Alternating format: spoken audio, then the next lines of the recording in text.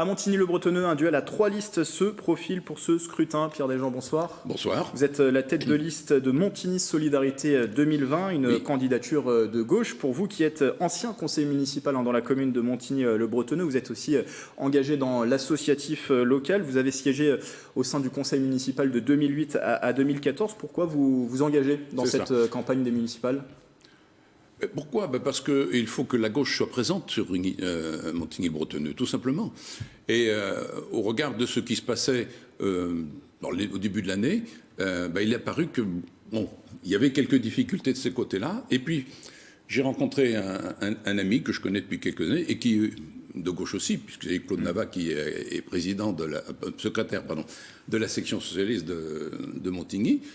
Et il m'a dit, écoute, faut qu'on discute pour les municipales. Donc voilà, après ça s'est embrayé, on s'est vu, on a trouvé quelques personnes en plus, et puis de fil en aiguille, on a monté une liste. Donc ça c'est important pour vous, défendre ces valeurs de gauche dans une commune qui est plutôt traditionnellement de centre droit. En tout cas, les maires qui se sont enchaînés dans ces dernières années sont de centre droit. C'est vrai sur les maires, enfin le maire et le conseil municipal bien entendu.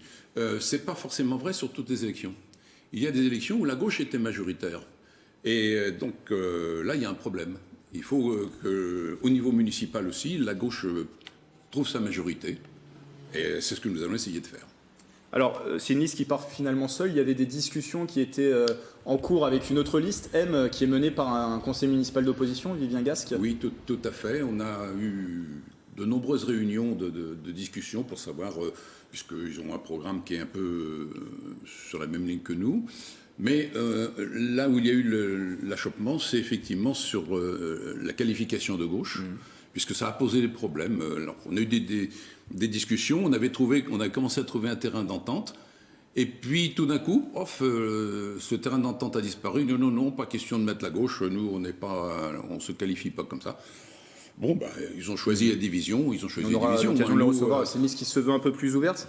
Pour votre liste... Ouverte, oui, mais ouverte vers quoi ? Vers qui ? On aura l'occasion de lui poser la question. Il y a des gens de plusieurs partis, mais il y a aussi beaucoup de gens, et la plupart, qui ne sont pas membres d'un parti. D'accord. Et qui sont dans l'associatif ou enfin tout ce qu'on veut, mais par contre qui partagent avec nous de fortes valeurs de gauche. Et justement, est-ce que vous revendiquez une investiture ? Pas du tout. Est-ce que vous êtes ouvert à d'éventuels soutiens pour cette élection ? Alors, nous n'avons pas revendiqué d'investiture d'aucun parti, même ceux qui en sont membres.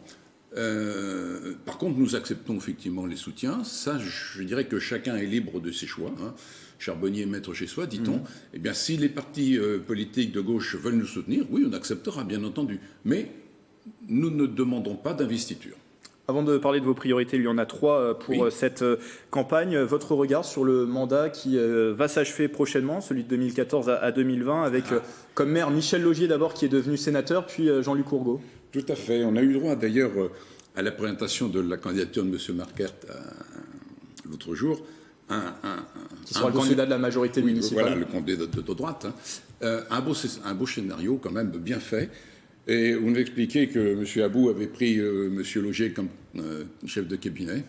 Et M. Laugier est devenu maire. Et puis M. Laugier a choisi M. Marquert. Et M. Marquert ambitionne de devenir maire. On attend avec impatience quel sera le nom du prochain...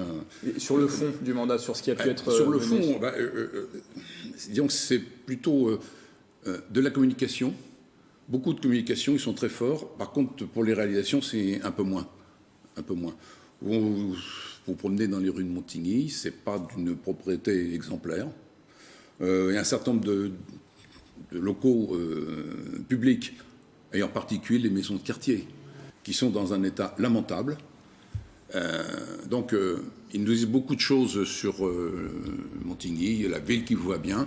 Je crois qu'il y a quand même de ce côté-là beaucoup de choses à améliorer pour que ce soit vraiment une ville qui nous aille bien. Alors, 3 priorités. On va parler d'abord de la démocratie locale. Oui. Comment faire partager justement les citoyens, les faire aussi participer davantage à cette démocratie locale ? Tout à fait. Ça, c'est un problème auquel nous allons avoir à nous affronter. Parce que la démocratie, la participation des citoyens, ce n'est pas quelque chose d'évident. Ne serait-ce que quand on regarde les élections, il y a beaucoup de citoyens qui s'abstiennent. Donc c'est vraiment quelque chose, un vrai challenge. Alors nous avons d'abord décidé que les conseils de quartier seraient modifiés et revivifiés. Et par exemple, c'est plus qu'un symbole, beaucoup plus qu'un symbole, le président de la commission de quartier sera élu. Élu par les membres de la commission et non plus un élu désigné par le maire. Donc voilà On aura aussi, pardon, excuse-moi. Non, allez-y. Non, je veux dire que ça c'est un exemple, mais on peut avoir aussi des commissions sur un thème précis.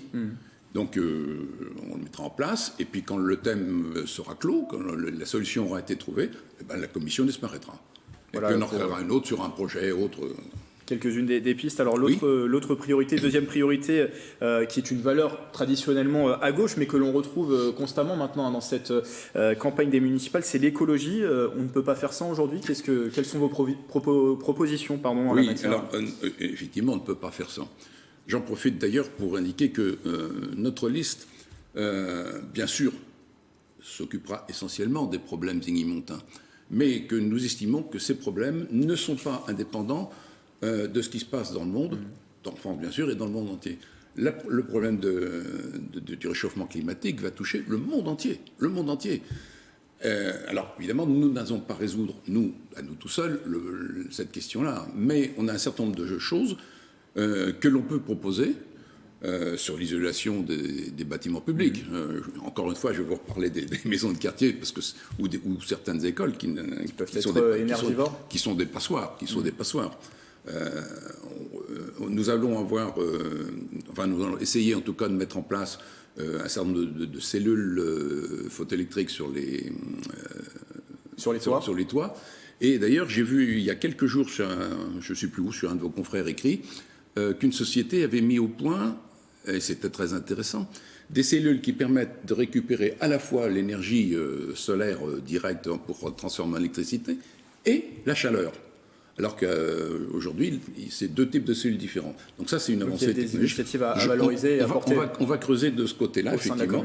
Pour l'instant, oui, ça vient de sortir, donc je n'ai pas plus d'informations que ça. Mais on va creuser de ce côté-là parce que, d'abord, il n'y a que l'énergie que l'on ne produit pas qui ne pollue pas. Donc il va falloir s'atteler à la réduction drastique de consommation d'énergie. Néanmoins, on en a besoin. Et donc, pour cela, il faut chercher tous les moyens, d'abord, de produire de l'énergie avec le moindre effet sur le changement climatique, et puis récupérer tout un tas d'énergies qui sont perdues et que l'on pourrait utiliser. Un dernier mot en 30 secondes, pardon, oui, on arrive à la fin de cet entretien. Déjà, sur votre dernier volet, la solidarité. Oui, la solidarité, parce que je crois que c'est un élément fondamental du vivre ensemble. Aujourd'hui, par exemple, on a un peu tendance à mettre les gens dans des cases, les jeunes, les vieux, les actifs, les chômeurs, comme ça. Et après tout, on peut cumuler plusieurs cases. Et je crois qu'il faut mettre ensemble les gens, il faut les faire rencontrer. C'est la base de la démocratie et de la citoyenneté. On aura l'occasion de reparler de votre programme sur cette antenne. Et je précise aussi qu'on retrouve, comme pour tous les autres candidats à Montigny-le-Bretonneux, dans les autres communes des Yvelines, votre agenda de campagne sur le site internet de tv78.com. Merci Pierre Desjean d'être passé en plateau de tête de liste de Montigny à Solidarité 2020. Et deux autres listes, au moins, seront également en cours. Celle de Laurent Merker, candidat de la majorité sortante igny-montaine, et la liste M, conduite pour l'instant par un binôme avec le conseil municipal d'opposition Vivien Gasque et Caroline Scao.